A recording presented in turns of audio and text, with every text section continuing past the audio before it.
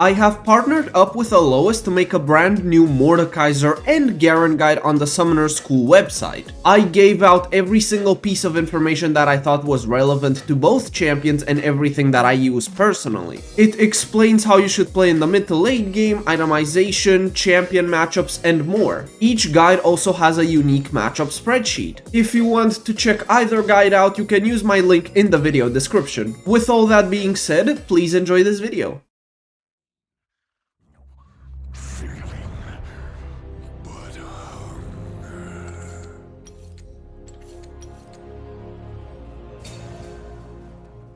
I wasn't sure if it was going to be Akali top or Rise top here, so I took the runes I normally take into Rise. What Akali will most likely do right now is rush Hextech Gunblade, and that will give her a lot of healing due to the Omnivamp of the item. Combined with the Conqueror healing, it might be pretty difficult for me to put reliable damage onto her even in longer trades. I could get a Bramble Vest and then cut out her healing every time she attacks. And she will auto attack me because she always wants to do Q plus auto. After Bramble Vest, I can straight up go for a Canik Rookern, and that will make it to where my short trades are much better. But I don't have Shield Bash and no Grasp of the Undying, which means that the short trades won't be as powerful as they could be if I had those. If I think Akali won't rush Hextech Gunblade, then I can just straight up go for Canik Rookern, and I can actually take Demolish instead of Shield Bash, and just walk up to the tower, proc the Demolish, and then walk out. This game I decided to rush Bramble Vest, but I think it was a mistake. Even if she rushes Hextech Gunblade, I still think it might be better to straight up ignore her and hit the tower. And that's a mistake on my end here. Overall, I could have played this game much better, and I made a significant amount of mistakes, but I still wanted to showcase this game because it's not like I always play perfectly.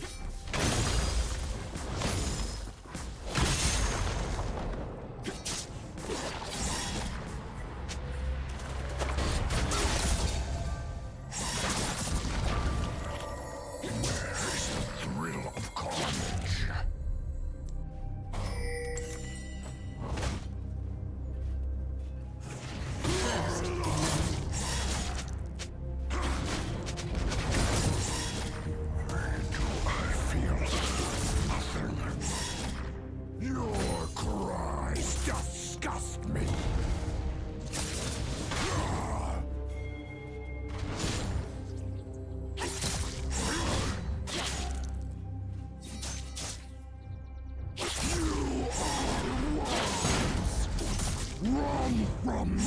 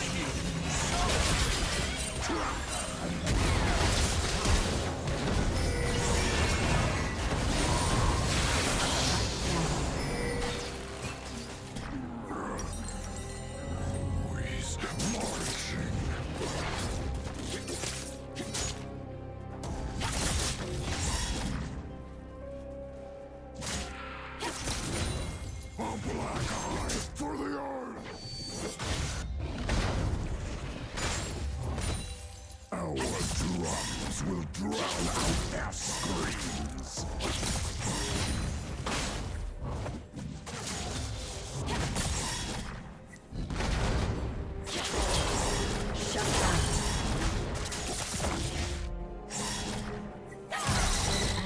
has been slain. Forget the faces of the slain. An enemy is unstoppable.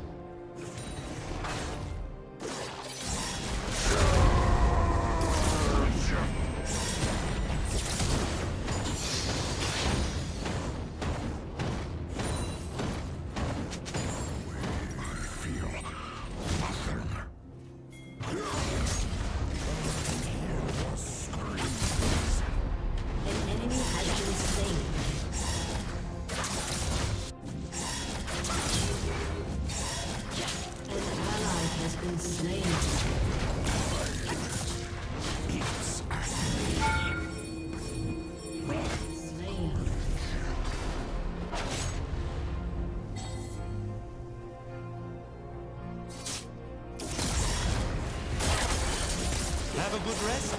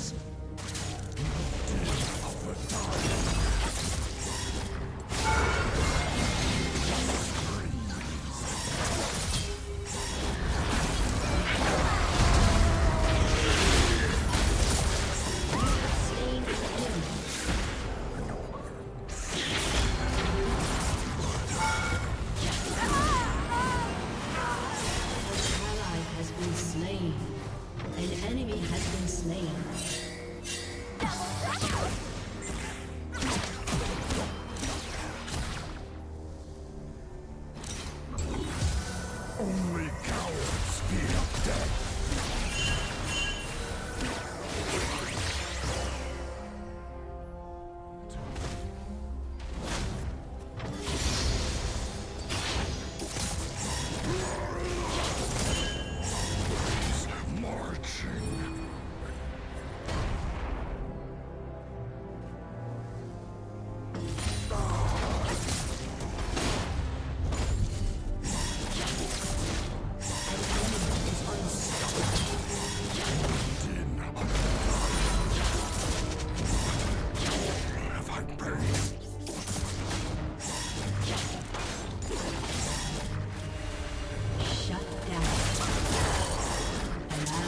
Been slain.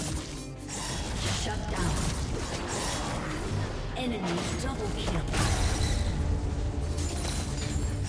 Blood is the blood of victory. Shut down. Battles have I won?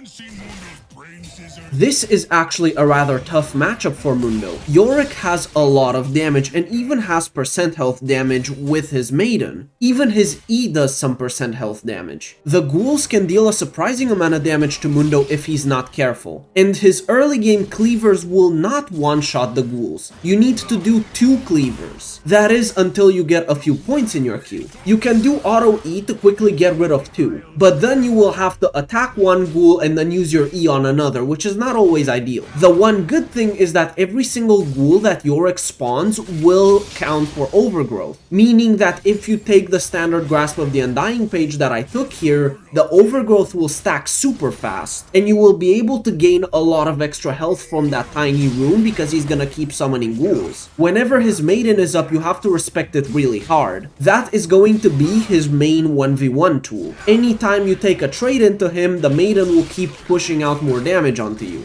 And he can keep summoning a lot of ghouls with his Maiden very easily. If you can trade your ultimate for his in the early game, it is always worth it. What I like to do is buy an early Bramble Vest to cut out a lot of his healing from his Q and Conqueror if he takes that, and try to actually 1v1 him. You can put 3 points into your Q or 4 points into your Q and then max your E. And I even like to rush Heartsteel in this lane because I think it gives you a good spike in the 1v1. If you buy Warmogs plus Heartsteel, Yorick can stick to you very easily and deal a lot of damage to you. Maybe you can do the hit and run playstyle with Warmogs and Heartsteel here, but if he ever cages you and you don't break out of it fast, you're probably gonna lose 70% of your health instantly. And technically that isn't an issue because you're just gonna walk back and regen, but it might be to a point where he can just stick to you and kill you anyway or force out your ulti. If he buys Heal Cut, it's even worse. This is why I like to go Titanic Hydra second into Yorick. I like to go for Bramble Vest, Heartsteel, Plated Steel Caps, and Titanic Hydra. The auto attack reset allows me to kill another ghoul very quickly, and it also allows me to get 1 health point off of his cage quicker as well. Yorick W starts with 2 health, but as he puts more points into it, it can go up to 4 health. So with Mundo, you can do auto E to quickly kill it early on, but once it has 3 health, you can't do that reliably. But when you get Titanic Hydra, you can do auto E Titanic Hydra and then break it quickly as well. It also allows you to 1v1 him way more because of the dueling power the item gives you, and the AoE cleave plus the active allows you to kill his ghouls without actually attacking them. The AoE from the item is usually enough to kill 1 or 2 ghouls without you needing to click on them, and that is huge here. If you want to teamfight against Yorick, make sure you always push out the side waves. If you don't push out the side waves, he can just melt your turret super fast. Perform your right. An ally has been slain. And use its form.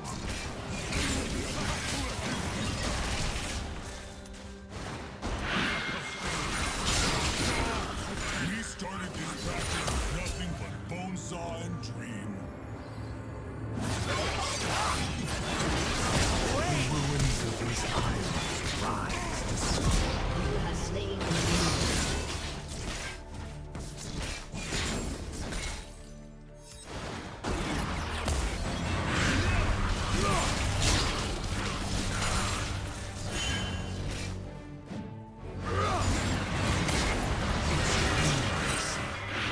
An enemy has been slain. One more grave. An ally has been slain. Patient gets sticky. Wait. An Cleaver. enemy has been slain. Won't you join me? An enemy has been slain.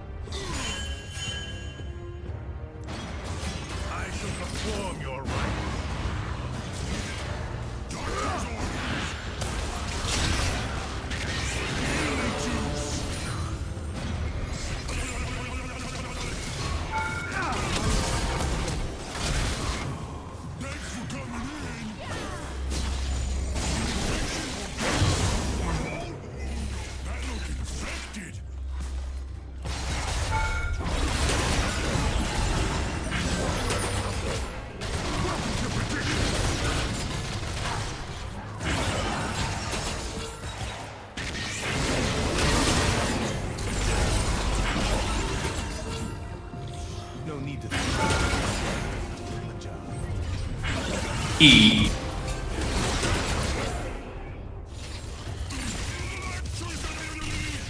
Mundo's pain.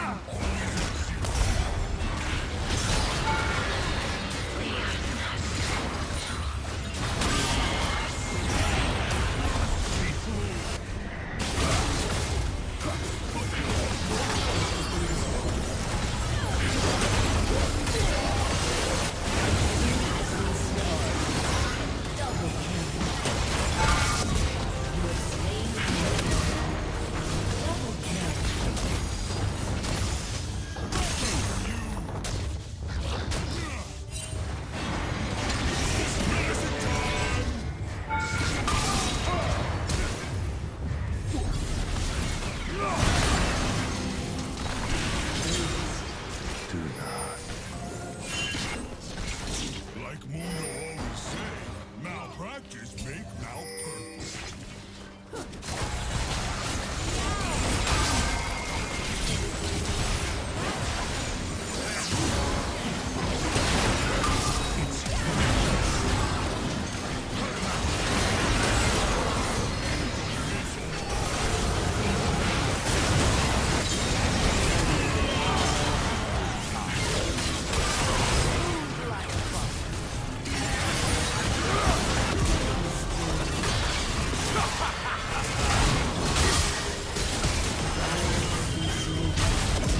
Double kill.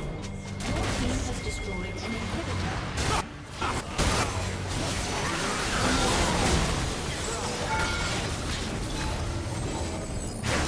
Enemy has been slain.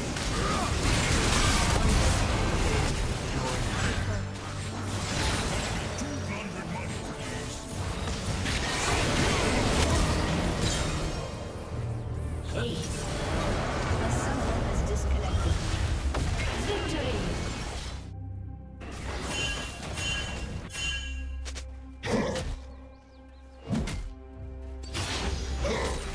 In my opinion, this is a skill matchup, and I would say it is unironically Nasus-sided in many ways. For one, in the 1v1, Olaf always needs his ultimate. You also usually need your ultimate, but he needs it to win even the short trades later on. The later the game goes, the better it gets for you, because you can just wither him and do auto Q and then run away with phase rush. And that trade will always win out even if he does something like Q auto E. You will still come out on top most of the time. You also have your lifesteal from the passive, which allows you to heal up really nicely. His attack speed will also be demolished anytime wither is on him, so he needs to use his ultimate to cleanse it to make sure he can 1v1 you. But the moment he uses his ultimate, you can run away with phase rush, and the moment it ends, you can run back and kill him. Your ultimate lasts 15 seconds flat. He doesn't even last 5 seconds unless he continuously attacks you to refresh the ability duration. And if you just run away, that will never happen. In the early game, it's not even that difficult to bait him into breaking a freeze if he tries to do it. You can just walk up to the wave and he will probably toss a Q onto you. But you can sit in the middle of your own wave to make it to where his Q hits every minion. And then the freeze is broken. And he can't even chase you down because you can just wither him, and if he ghosts, you ghost. The toughest part of the lane is until you get Sheen. Once you get that Sheen, you can just walk up to him and do auto Q and you win that trade. But in the super late game, you should also be able to 1v1 him in melee range even if his ulti doesn't go down. If you have enough stacks, you can straight up stat check him in melee. You can also go Boots of Swiftness if you want into him, and then his Q doesn't really slow you down at all when your phase rush is on. Heal cut is also pretty good into Olaf if you expect him to rush Ravenous Hydra. If you go for a Bramble Vest, anytime he 1v1s you, that Ravenous Hydra healing will be cut combined with his passive healing. You can also go Executioner's Calling if you want to for more dueling power. You can either teamfight or split push into him, but I recommend split pushing more. In teamfights, what Olaf can do is straight up ignore you and go for your backline. And it might be more difficult for you to peel the backline because your W does nothing against him.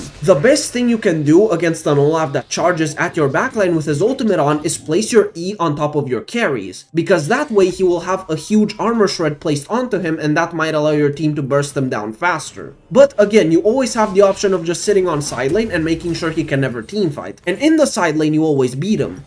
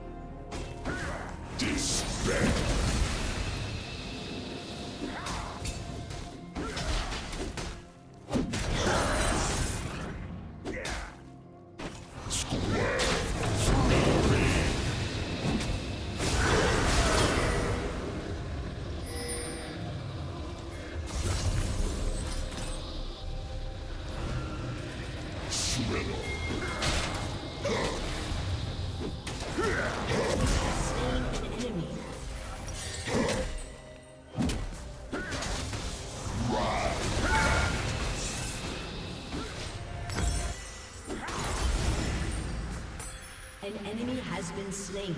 Mankind's corruption spreads no further.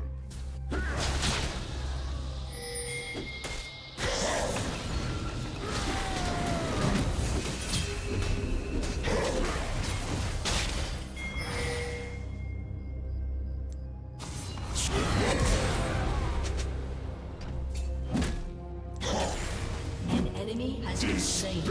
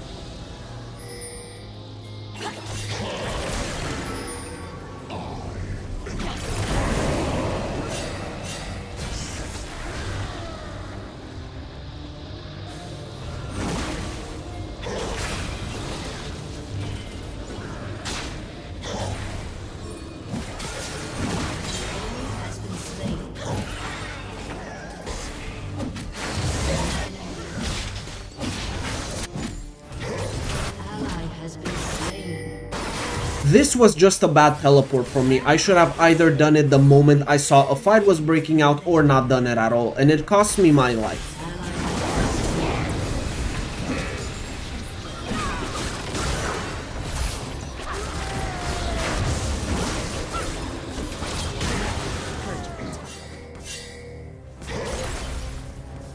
Mortals are not meant to rule.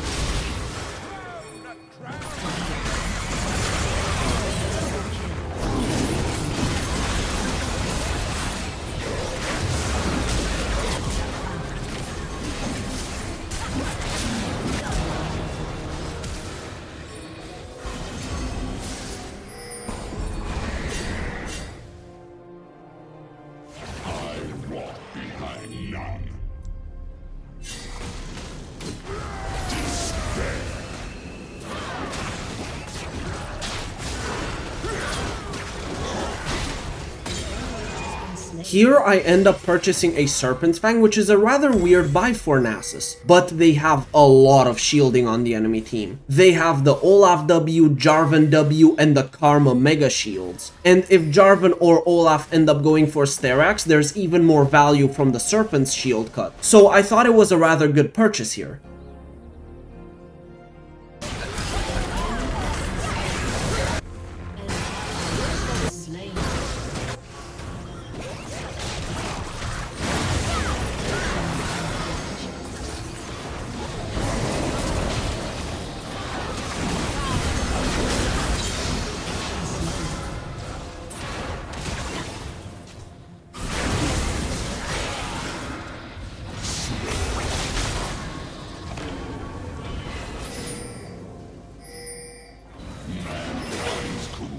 Spreads no further, not the temple of the assembly.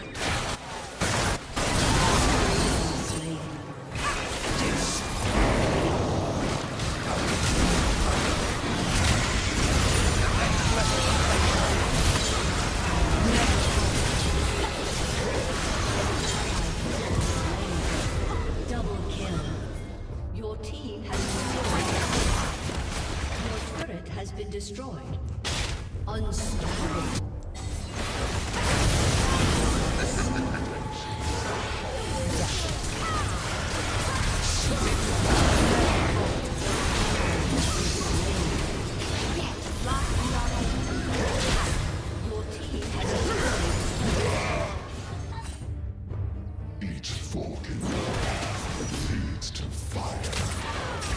Support for the cause.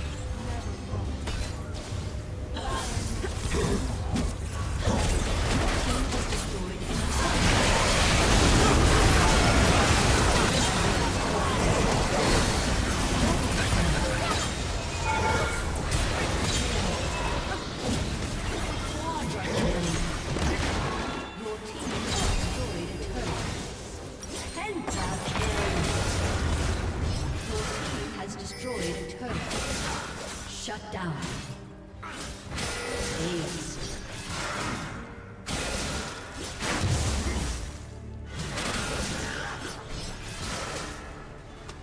Thank you guys for joining me in this video. I hope you found the information useful, and I will see you in the next video, hopefully very soon.